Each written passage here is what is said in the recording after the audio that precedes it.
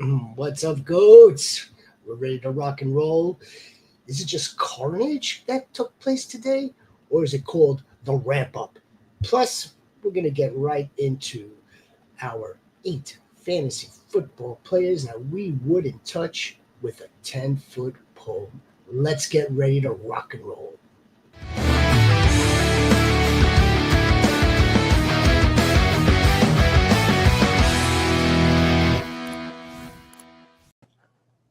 Yes, sir, Bob. Welcome to the Fantasy Goats. I am your shepherd. That's right. Of course, joining me are two best in the business as far as I'm concerned, or some of the best in the business, because of course we all look into some of the best in the business as well. For you, the GOAT. So I got the Commissioner Rhino. How are you today, Commissioner? Doing good, man. Doing good. Doing good. Starting to heat back up out here in California where I'm at, but it's cool at night, so I like it like that. Did you say heating back up? Yeah. Huh. It dropped down to mid to high 80s last week for a good week and a half. It was nice. That sounds about nice. That does sound about nice right about now because it's somewhere around 95. That feels a lot hotter.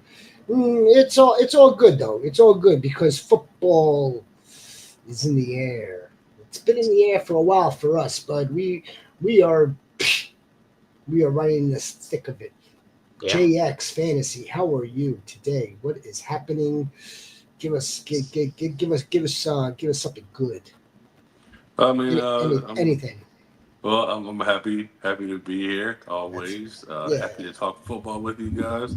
Yeah. Happy to talk fantasy. I really can't pay attention to work a whole lot because of training camp, and Anthony Richardson every day is just like what I'm saying, just making it an impossible task to work.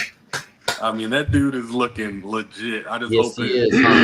I just hope it goes into the season and we see this guy play against other teams. Okay, so spoiler alert, we will be recording tomorrow a fantasy preview of the AFC South. I'm sure that we will touch up on Anthony Richardson and obviously the Colts and all the rest of the sleepers, breakouts, and fades for the division. So maybe we'll just put a pin in Anthony Richardson right now. But yeah, man, I'm with you, JX. I'm happy to be here. So if you're happy, I'm happy. So that's first and foremost. Secondly, yeah, we're in full swing. We're in full tilt. A lot of people, besides the like licking our chops for Anthony Richardson, that's the really good stuff. But then there's also the not so good stuff, Rhino, where you got guys that are getting banged up, dinged up, pulled this, strained that, and quite a few of them took place today. Quite a few. Yeah, well, it's a lot because it's a lot for one day's worth of practice. I guess it is. But it doesn't surprise me. Does it surprise you? No. It doesn't surprise me. These guys are now in pads. That would include the helmet. For most. Maybe, yeah, it would include the helmet for the quarterbacks as well. Some of them wearing them Guardian caps. That's just a style preference thing, I believe, for most. I don't really know that to be true. Just so I'm on record, I don't really know that. Yeah, let's go through the list as consciously as we can to provide the goats with any of the injury news or any other news pertaining to our game, fantasy football, that is relevant. It is relevant. Now there's different degrees of severity, I suppose, maybe. But again, nothing too serious here. There really isn't.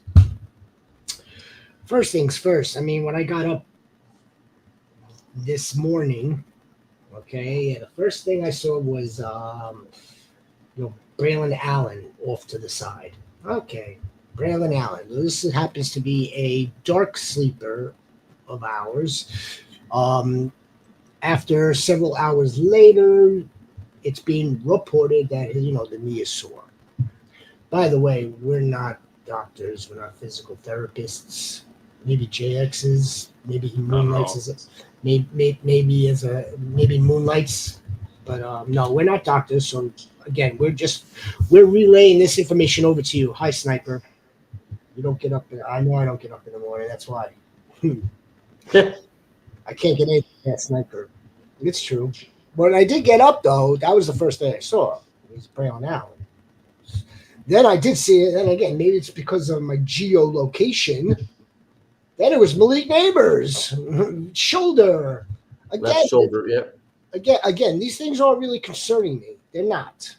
Well, and then the funny thing about just on the Malik Neighbors thing, I saw something that said that last year him and Brian Thomas both had left shoulder issues. Is this going to be a concern now for Brian Thomas? And no, it's not a concern at all. That was last year. I wasn't concerned about last year either. If there was some concern about his left shoulder last year, I think the team would have probably done something about it. Not even concerned with his toe. No. Let alone the mosquito, right? Unless somebody sent out a post, and it better be from a trusted, verified source. Yep. Unless somebody put out a post that Malik Neighbors lost his arm, then my next question would be, okay, well, what's the timetable for them to reattach it and for him to be back onto the field? So, I mean, I'm not concerned with the shoulder. Lad McConkey popped up today. Unknown popped up. So again, if it's unknown, if that could go one or two ways. That could go like the team doesn't want to release information, or it's really nothing to release. Not a big deal. Half, if not more than half, of the Kansas City Chiefs wide receivers again are banged up and injured. Yeah. That would include Xavier Worthy. That is a documented head neck. All right, good. You know what? This is why, again, I'm going to push back. If this was week 3, JX, and he has a head neck injury, we have to worry about him playing in week 4. Right now, he's got a week or 2 to relax from a concussion. Now, we don't want him to get. Even longer than that.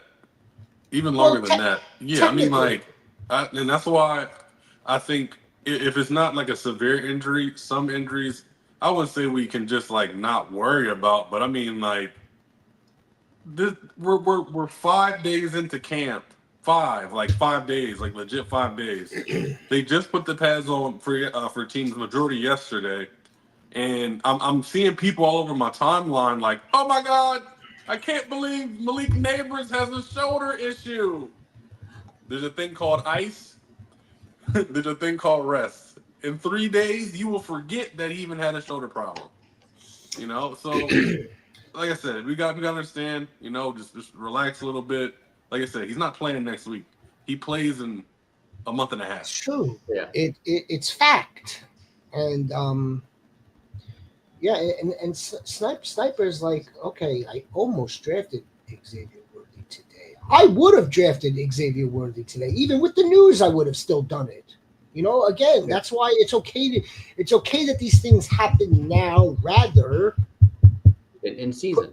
Rather putting us in some, perceived pinch. That's all. Who else? Where else? How else? Isaiah Likely. Documented. Rolled his ankle. AKA high ankle sprain. Now that's a perfect segue into our do not drafts, isn't it, Rhino? Yeah. It's a perfect. I'd love to get this take going. Before we get into the players that we are not drafting at all in fantasy football, if you are new to our channel, please help us in getting to our next goal because we just hit our last one. Help us get to 500 now. All you have to do is subscribe. Never miss any of our content. Hit the like button, too.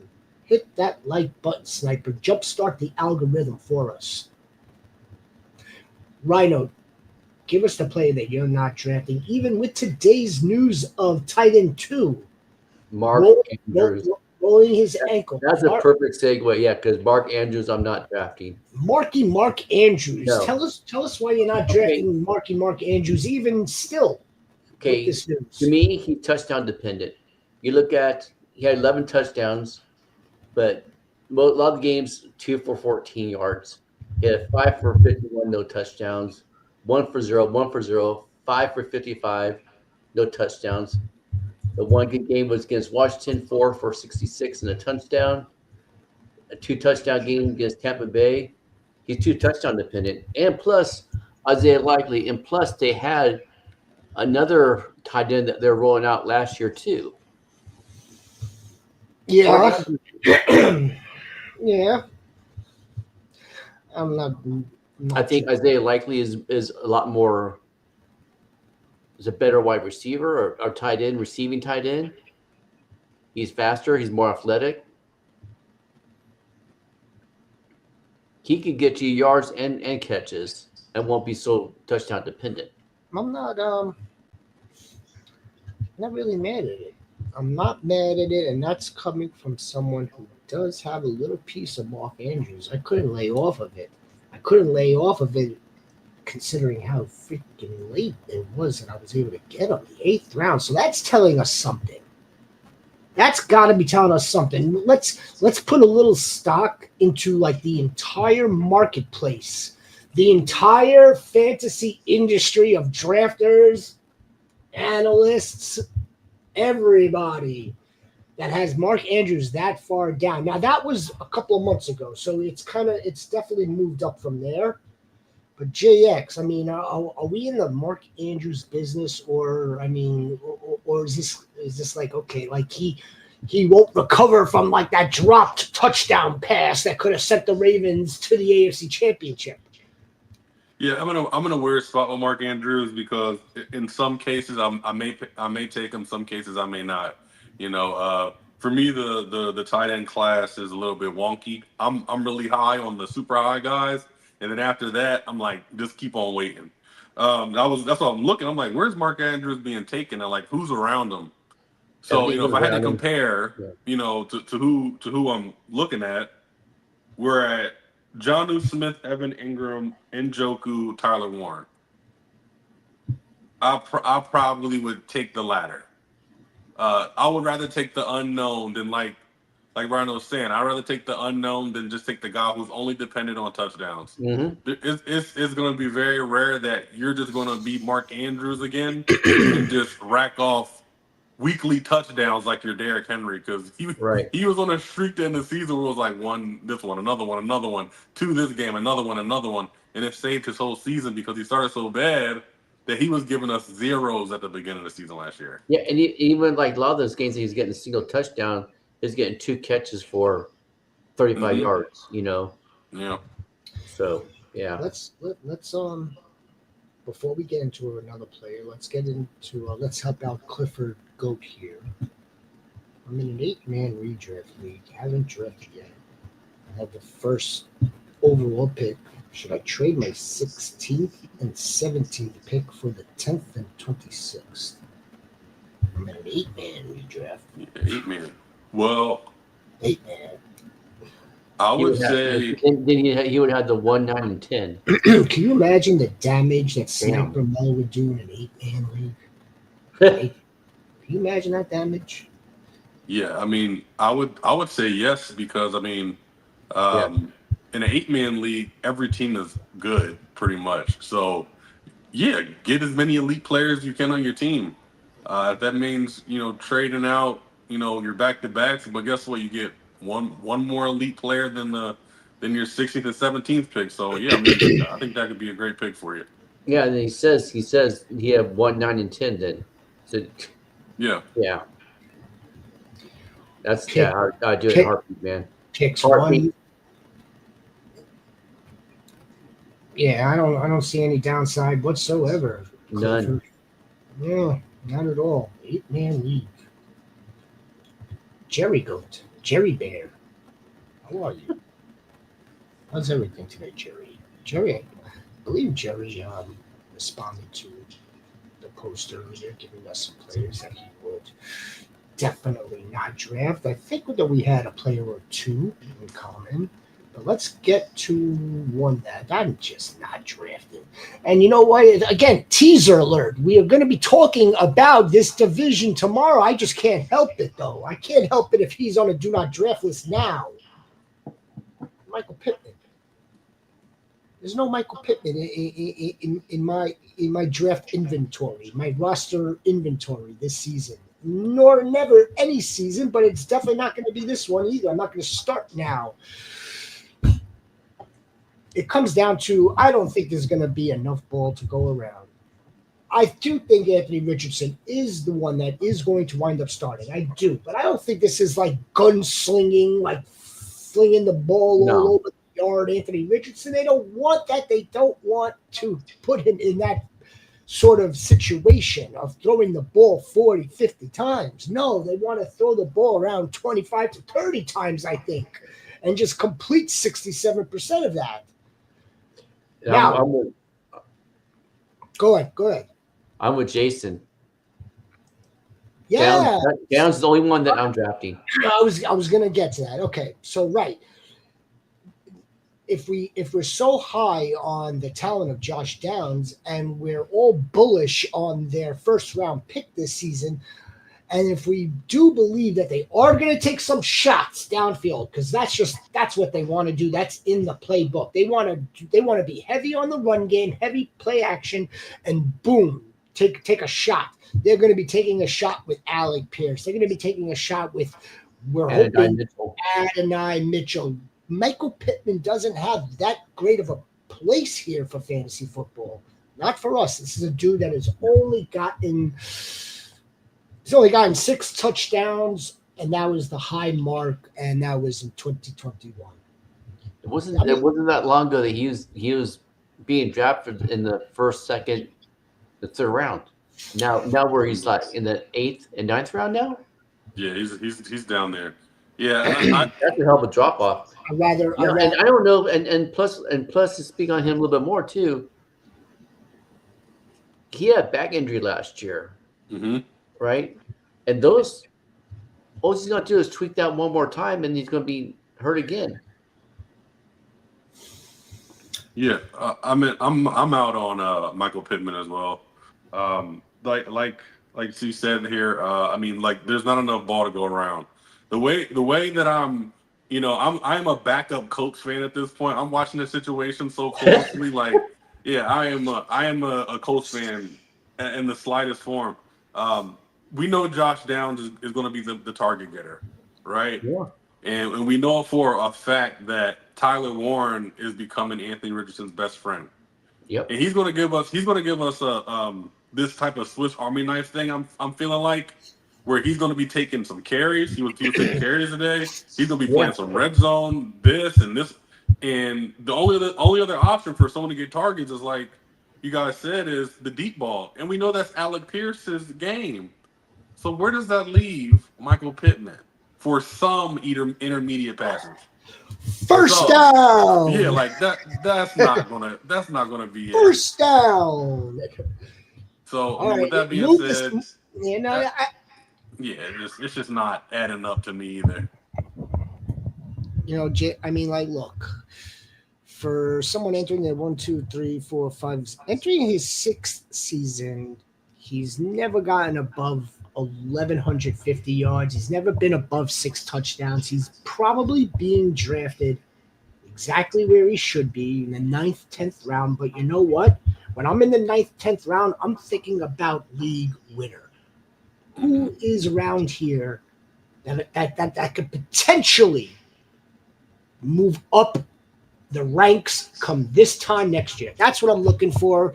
And man, and for all the reasons that we've just outlined, it's a hard pass for me. Michael Pittman, he does well for the Colts in terms of a football operation. for fantasy, you're going to get a couple of touchdowns this season, 3 touchdowns this season. That's not.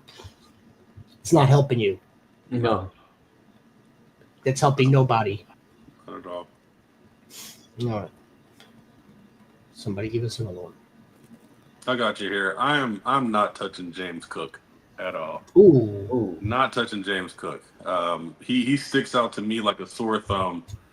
He's up there with all those guys, right? He's up there with like Chase Brown and Kamara, who else? Hampton and Brees. He's like right on that range, and he just sticks out like a sore thumb to me. Like he had his outlier season last year. He had 18 touchdowns. He's not going to repeat that. I'm sorry, he's not. It's just an outlier season. He has no dependency on anything else. He's only 19th in attempts, so he's not a volume back. He's 32nd in targets. He's not catching a lot of passes, and he averaged about 1,000 rushing yards only. If he had 7 touchdowns last year, he's running back 20. If he has 10 touchdowns last year, he's running back 17. Yep. So can we hope that he gets 18 touchdowns again so he finishes running back again? Absolutely not. If you're a dude that believes in genetics and that sort of thing, Dalvin never returned to Dalvin form after his best season. But now Dalvin's best season, I don't think was even close to James Cook's season last year, and I think it came on a little bit later.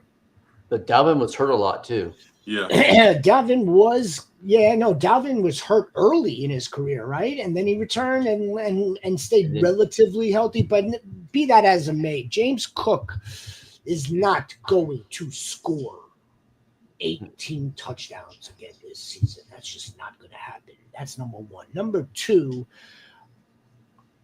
I mean, he's a good running back, and I kind of feel like if you're running numbers, right?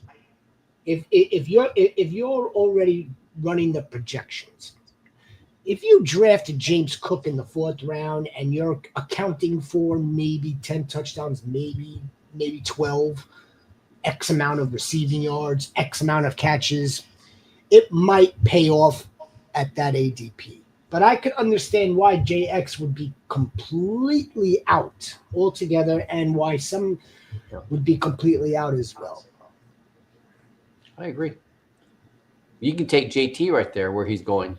JT might be a little bit earlier, but like I'd rather take. Okay, like I said, I have closest to Brees, who is catching passes. Like if he does this, he's catching passes.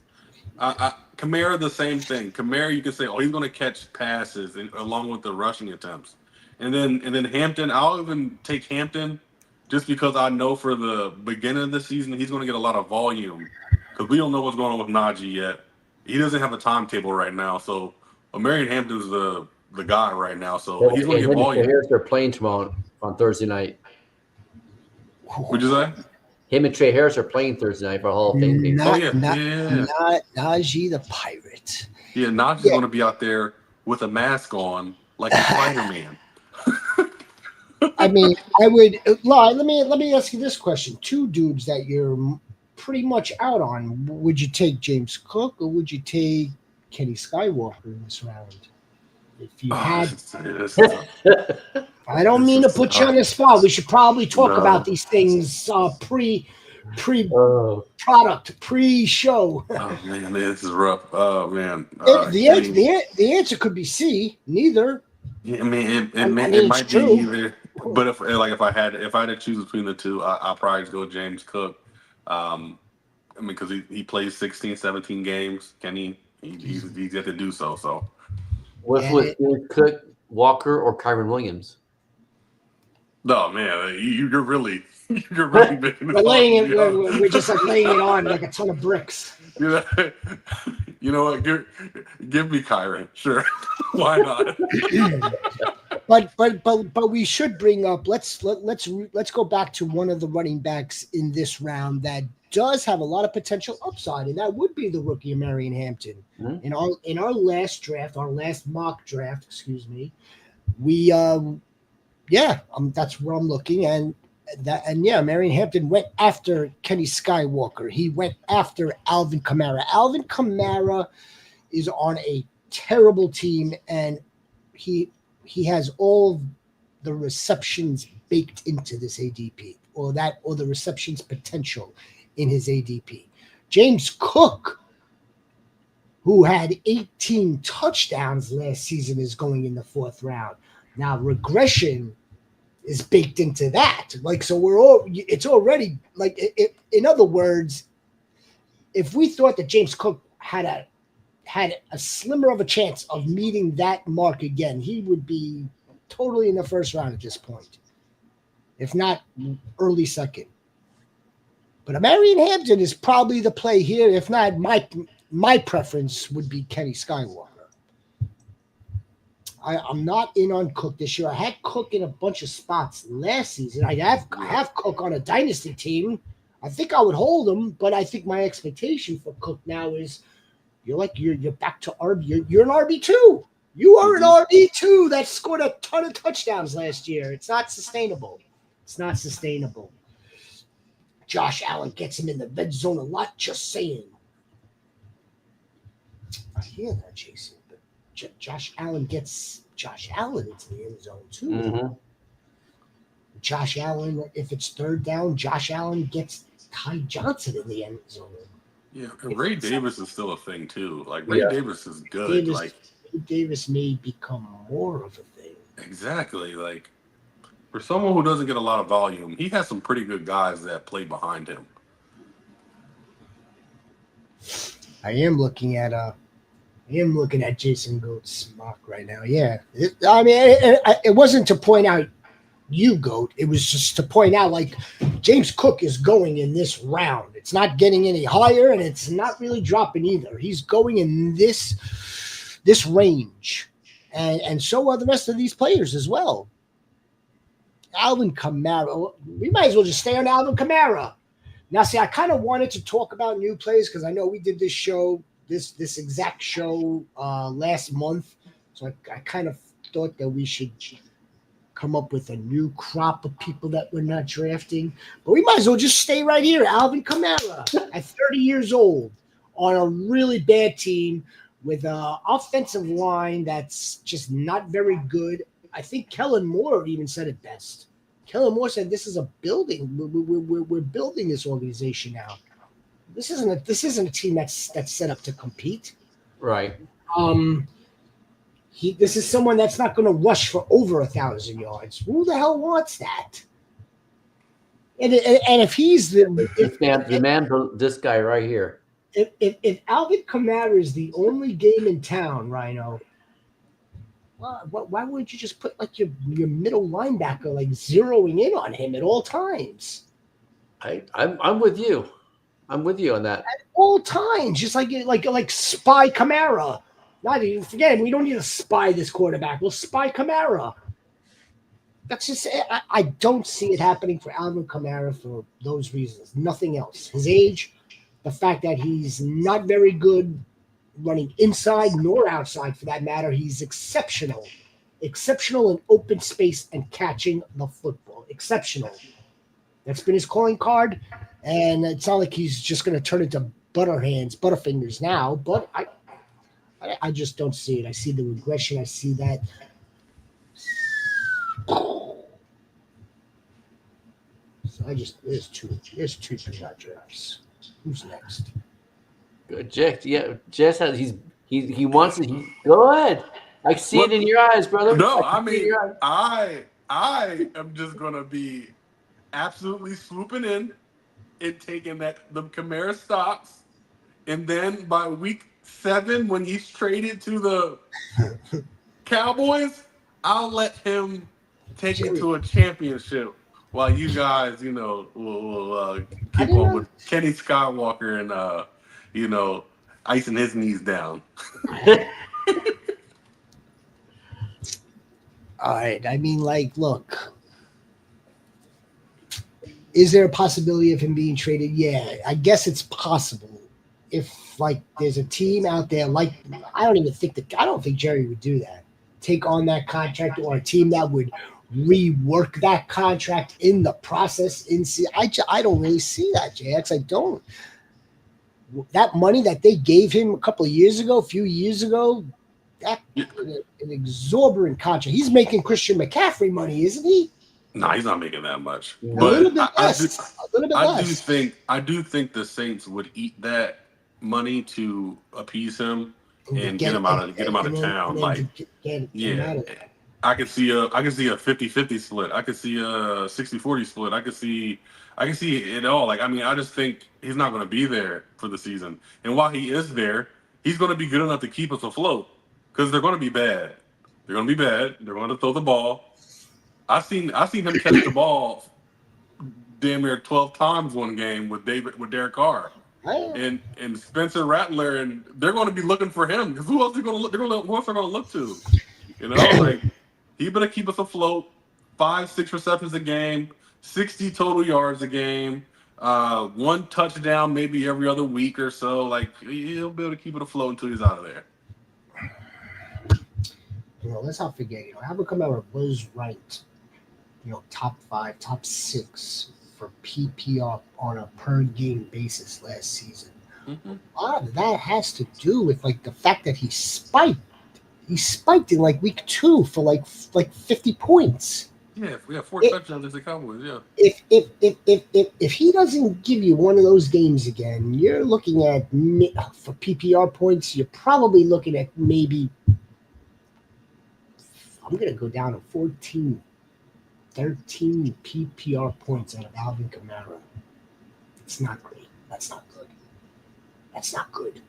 That's a low-end RB2, and that's pretty much where he is right now. He's got to stay afloat. Yep, he's got to stay afloat. He has to stay afloat for those that are in the Alvin Kamara JX business. Fantasy Goats. Commissioner, who do you have on deck? Brandon Ayuk. I am not touching him whatsoever. He started the season with a little calf injury and then tore his ACL. I'm not touching that. Not at all. There's no don't know when he's coming back. And if he comes back, he's not gonna be 100%. So I'm not touching that. Especially if he's gonna be out like the first 6 weeks of the season, maybe. That just gives more time for Ricky Pearsall and Juwan Jennings to just gel even more with Brock Purdy. And don't forget Mr. Kittle. Yeah, I was about to say he's gonna be the odd man now. He'll probably be the 3rd or 4th look. So I'm not. No. Somebody just drafted. Yeah, I did. I did, ladies and gentlemen, the Ozempic scissor trials. The Ozempic trials scissor. Yeah. Chuck Bass. I made the 17.10 pick. Mr. Mason Taylor. Rhino. Nice. Mason Taylor, sniper. Tight end. Tight ends are premium. That's my next fade. Tight ends are not premium in this league. But back to Ayuk. He's without question, about 98% sure that he is going to miss at least the first four weeks. So there's that. There's that off the bat. B, I think that the Niners regret giving him that money. I think so, because remember too, he was bitching about his contract too. I think they regret paying him 30 or 31, whatever the hell it is, for a wide receiver that has been very efficient, very productive for them. For he has in his seasons, but at the same time, for fantasy purposes, he is a wide receiver too, and he's a wide receiver too that is now starting off slow again. And it's not someone that I would want. Again, I'd rather take the shot on Ricky Pearsall. I'd rather have George Skittles. Absolutely, 100%. I'd rather Juwan Jennings too, and I'd rather have the running back in San Fran as well. I'd rather have the running back. Jennings, we could debate. We could have a conversation about Juwan Jennings. He's a little tweaked up right now, and I don't mean that type of tweaked out. I mean like his hamstring or whatever. Yes, his calf. Calf. Is it a calf? Calf. Oh, yeah, we were told about a calf injury last summer from a player. It wound up being an Achilles. I feel like y'all making fun of Kittle. No. He's about the only Niner. You know what, Mel? He's actually the only 49er I will ever draft. Because I like what he can do, and I trust him. What's leading you to believe they were making fun of him? Because I call him Skittles. That's my nickname for him. Man, she's the tight end protector, huh? Tough crowd. The protector of tight ends. She's the protector of tight ends. Because protector of tight ends. Most tight ends are premium. They're premium, but still. Yeah, right. I think George Kittle it looks like he's in the best shape of his career. He's one of those tight ends with great pedigree his entire career, collegiate and professional. And it seems like he's just like figured it out. He figured it out like a couple of years ago too. He's in like that Kelsey mold. He is. Yeah. He's in that Kelsey. Just never had Mahomes. I think he might be better than Kelsey because he actually blocks. He's better all around tight end than Kelsey. No, I could definitely agree with that. Nobody's making fun of no tight end protected. I love that, man. No, but Kelsey's just he's just more consistent. He's more he's more out in the open. So. But I definitely see that. But I'm actually out on all the wide receivers. I'm out on all the wide receivers because I don't want to pick one and pick the wrong one. You have a 33% chance. You have a 33% chance to get it right and a 66% chance to get it wrong. If you pick Juwan Jennings, Ricky Pearsall and Brandon Ayuk are gonna go crazy. If you pick one of the other ones, the other two are gonna go crazy. I didn't see how it's gonna work. It's a good argument. It's a fair argument. But then I would just throw it back to you with all right, well, I mean, if we have to choose, if a gun is pointed to our heads, I think I'd rather go with the dude that was drafted last year, high draft capital, in Ricky Pearsall, over the guy who's turned 29, who was really just came on due to injury from other players, so opportunity has allowed him to flourish for only one season, and he's bitching because of one season. I think John Lynch is you're out of your mind if you think we're gonna pay you this type of money because of 1 year, when we've got this guy under contract who we think is better than you anyway, and we just drafted this guy who we're paying peanuts for. They have their thing going on. So I think if I had to take a shot, somebody down here, and Ayuk is basically going maybe a round later than where we're drafting Pearsall. I would take that shot on Pearsall. He's on the bench anyway at that point. I would take my shot there. With Juwan Jennings and him wanting more money, he's only making $8 million. He deserves more than $8 million. Tutu Atwell is making $10 million guaranteed. Yeah. Juwan Jennings should be right around there. Juwan Jennings kind of wants his I've been this great player for y'all, this team player for all these years. I've done the dirty work for you guys. Yeah, can you please just, give me my reward for being a great teammate? I mean, because there's an argument, if they would have won the Super Bowl 2 years ago, he would have been the MVP. There's a legit argument for that. So, and he's been their guy, one of their football guys for as long as he's been on the team, and he just wants to get his reward for it. Yep. Who's your next spade? I get it. Shepard. I was just about to take a sip. Shepard. You don't have time for sips.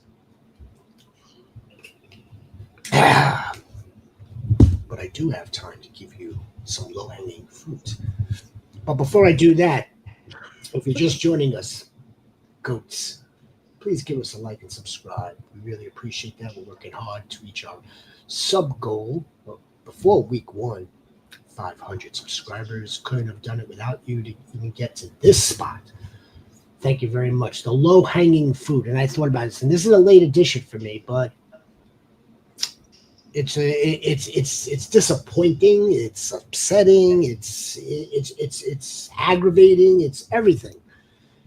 But we're not drafting Quinshon Judkins anymore. No. Yeah, that's low hanging. I ain't gonna lie.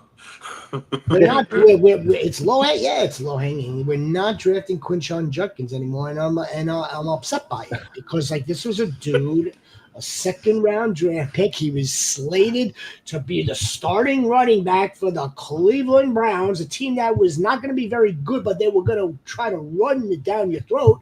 And this dude, as we all know, has got a whole lot of problems right now. A whole shitload of them. He's not signed. He's not even under contract. He's got the legal issues and like whatever happens from there, like a suspension, an exemption list. It's. You see me Xing out. And that's how. Do you know how unfortunate that is? It's fortunate for Dylan Sampson, though. It's very unfortunate for Quinshon Judkins, the person. Yes. Let's not hold him guilty yet until that happens. It's unfortunate for Quinshon Judkins, who had a very, very bright career ahead of him, and now it's in very much jeopardy. It is fortunate, yeah, it's very fortunate. Again, opportunity for Dylan Sampson. Jerome freaking Ford has got himself another opportunity. I'm not drafting Jerome Ford. No, Dylan Sampson. I'm not drafting him. I've seen Jerome Ford. I've been to that rodeo. I know what Jerome Ford's good for, and it's not anything that's going to get you anything substantial. You're gonna have to. You're playing craps. Which week is Jerome Ford going to get us a 25-yard reception or a nice explosive play? They're few and far in between for Jerome Ford, and Dylan Sampson is a question mark right now because he's a rookie, just like a Marion Hampton.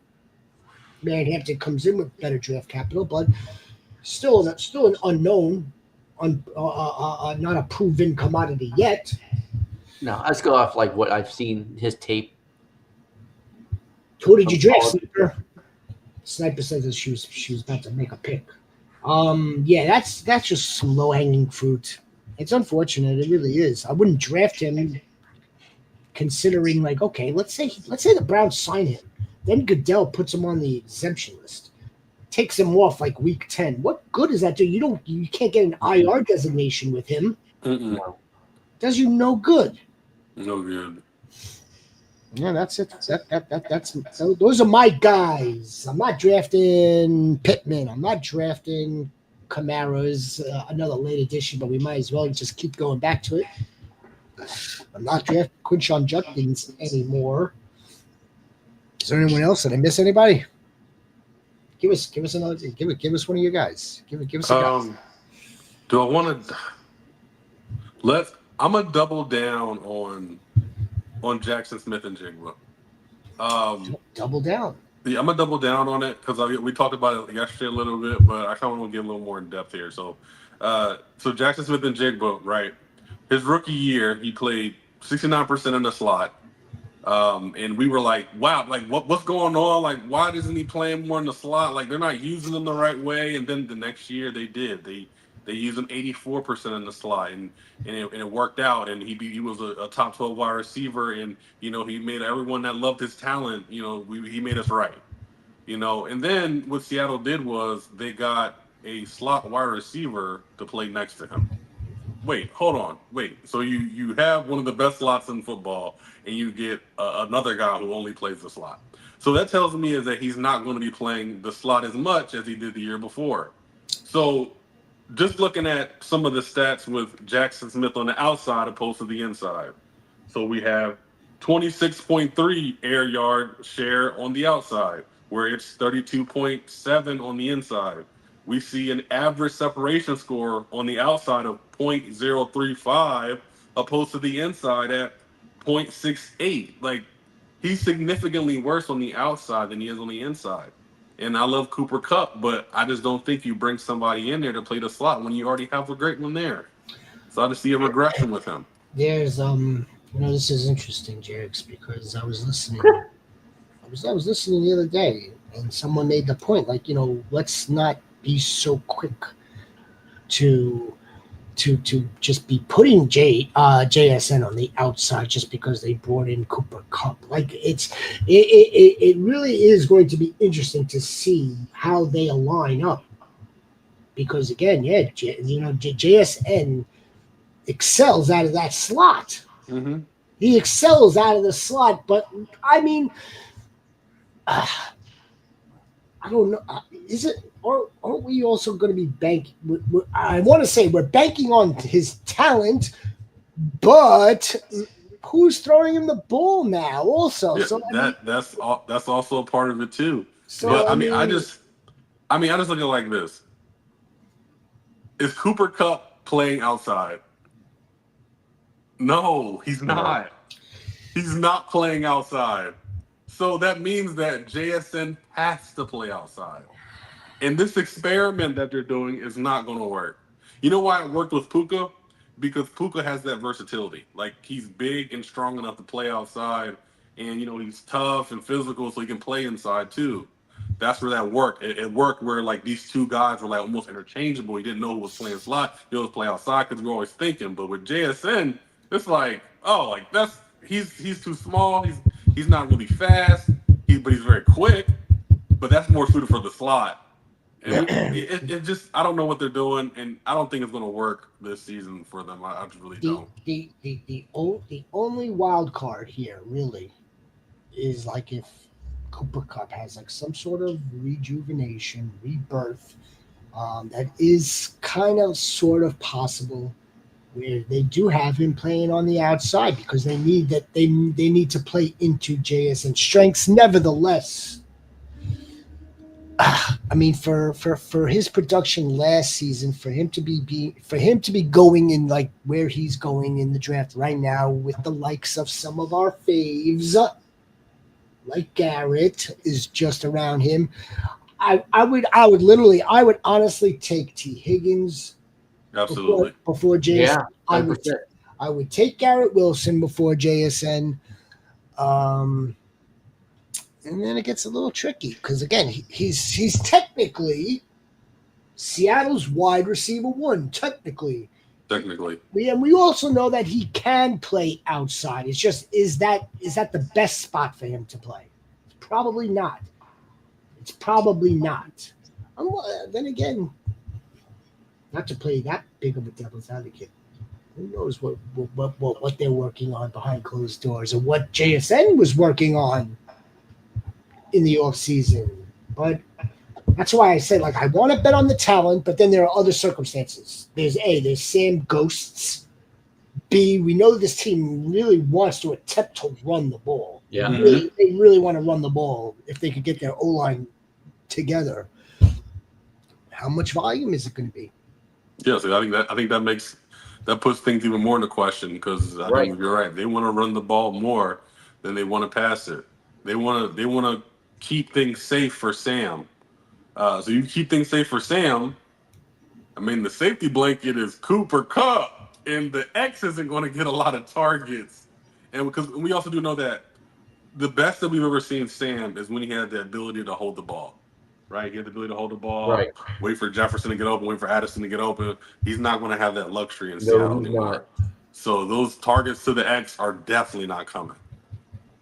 Nope. Not at all. He's going to be eaten alive. And not to beat a dead horse, but who's to say that this tight end, Elijah? And there's another one, too.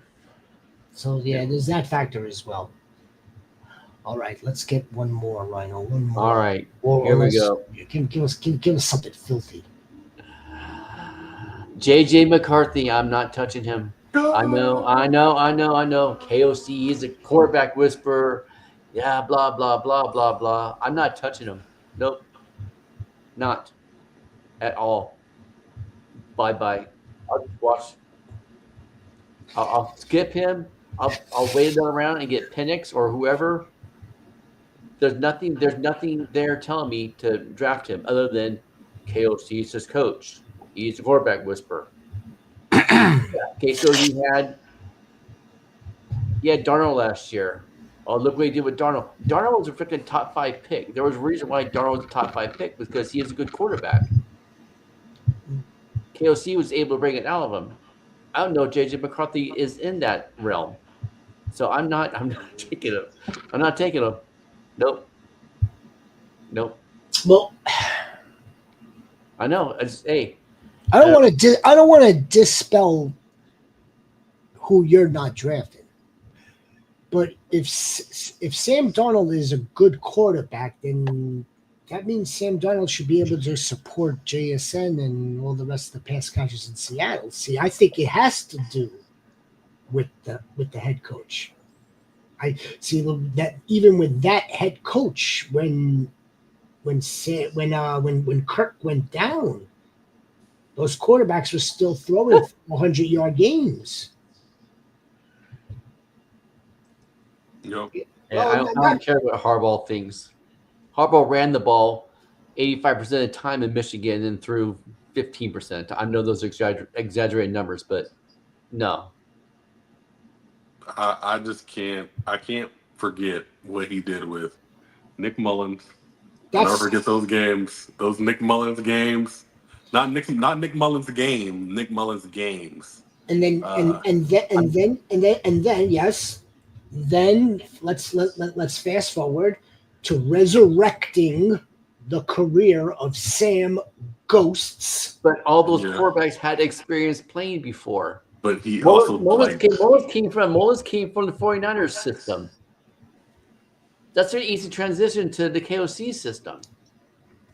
JJ McCarthy is not coming from that kind of system. I think it's a good. So then what's it? But if it's the same system, let's say it's like a brother sister type deal, same system. Shouldn't JJ McCarthy be able to excel in that system? See, I can understand. Because that's not the same system he ran. He played in college. I understand. I get the case on why we would want to pass on JJ McCarthy because of the unknown. Just like with rookie running backs, it's much more important quarterback wise. So the fact that he hasn't played a professional down, I can understand why many are passing over him. Yes, so can I. Yeah, but then there's going to be the other half, the other bucket of drafters, players, analysts, everything that say, look, it's A, KOC, B, this dude does have this type of pedigree and he is that dedicated. Let me ask you this. If JJ McCarthy was playing for if it was like, let's say JJ McCarthy was in Seattle and Sam Darnold was still on the Vikings, would you be drafted? I pick Sam Darnold over JJ McCarthy. Yeah, absolutely. Yeah, absolutely. Yeah. There's no way. Especially because the Vikings just making sure their offensive line. Just making sure. I mean, JJ McCarthy. Look, I think they could have drafted Bo Nix. They could have drafted Drake May. I think it's going to work there until someone shows us otherwise, right? Until someone shows us otherwise. Because you're not just drafting JJ McCarthy. You're drafting Justin Jefferson. You're drafting Jordan Addison. You're drafting T.J. Hawkinson. You're drafting all his targets who are targets who are the best playmakers in the NFL. The entire operation. Yeah, I can't turn it away. You're not taking as my quarterback too. The entire operation. You're picking Aaron Jones screen passes. Like Aaron Jones screen passes. Those are 15, 20 yards a clip. Not anymore. I'm not. You are. Okay, not 15, 20, maybe 10, 12. I don't know who you're talking about. I see Jordan Mason screen passes, but I don't know about any Aaron Jones. We spoke about Aaron Jones on one of our previous shows that are not drafting. We are just not drafting Aaron Jones. But yeah, I get it. It's one of those it's one of those right rolls of the dice. Sniper's asking, would you take him as your QB2 in the super flex? Oh, absolutely. I can take that risk. Who's my first quarterback? Doesn't even matter. Yeah, I'll still take him as my second quarterback. No, because I still take a Michael Penix. I would still wait and take a Matthew Stafford, or Geno Smith. And I can get better value late in where he's at. And where I think where he's at, you're drafting like Brock Purdy, Justin Herbert, Caleb Williams. All those I'm taking over JJ McCarthy. I think JJ McCarthy is going ahead of Caleb Williams right now. I mean, we have no problem drafting Justin Fields ahead of JJ McCarthy, and I mean, we've got like some concrete evidence of Justin Fields, and not all of it's pretty. Going a round or two after him, and not all of it is pretty either. No. Yeah, I would take the wait and see approach. I feel a lot better having Dak on roster. Oh yeah. I would feel better. I feel better taking the flyer on Caleb. Yep. On roster. I get it. Even Kyler Murray,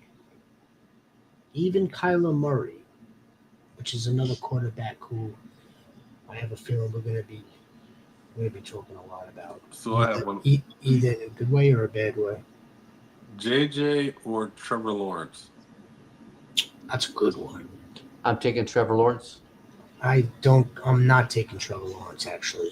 They're going right next to each other right now. So if the gun is pointed to my head, I would have to take JJ McCarthy. I would not take Trevor Lawrence. I don't believe in Trevor Lawrence. That would be that. You know what, Trevor Lawrence. I wish we would have had him. I wish I would have had him down. Trevor Lawrence has not been consistent. Mm-mm. I don't care what offensive coordinator is being brought in to fix him. I don't want to wait and see. I know that there's very talented receivers around him and a talented tight end and 3 talented backs. All this talent. I think he's erratic, inconsistent. There's a problem there. Let's see if Liam Cohn could fix it, but I'm not in on it either. In the Yahoo League that you were in, he's got traded. Somebody traded give it Kamara and Kittle for him.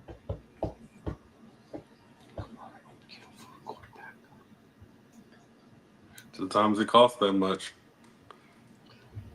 I want to say this too.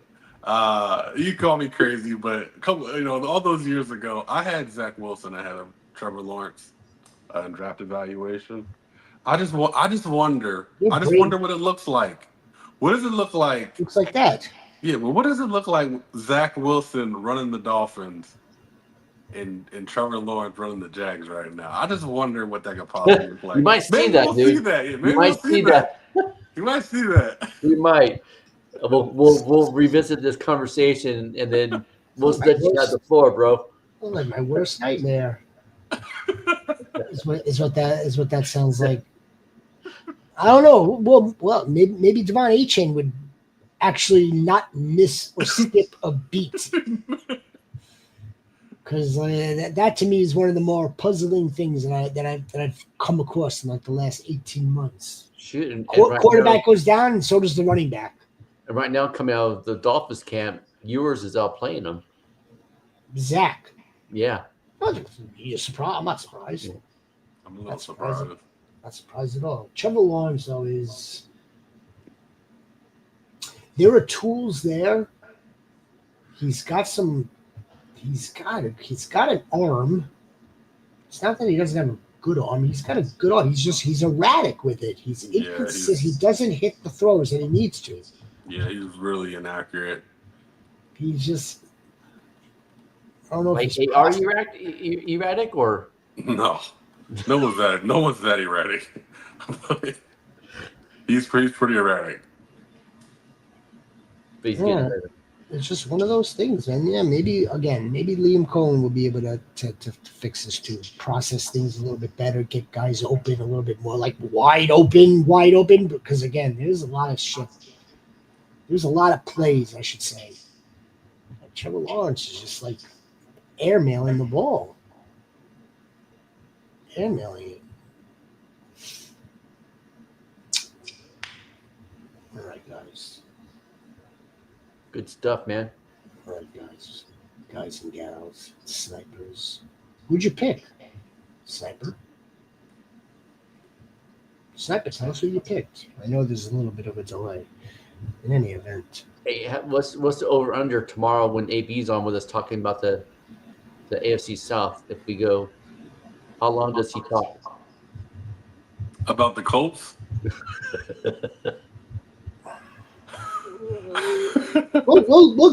Look, it's his team. It's not that I don't. Yeah.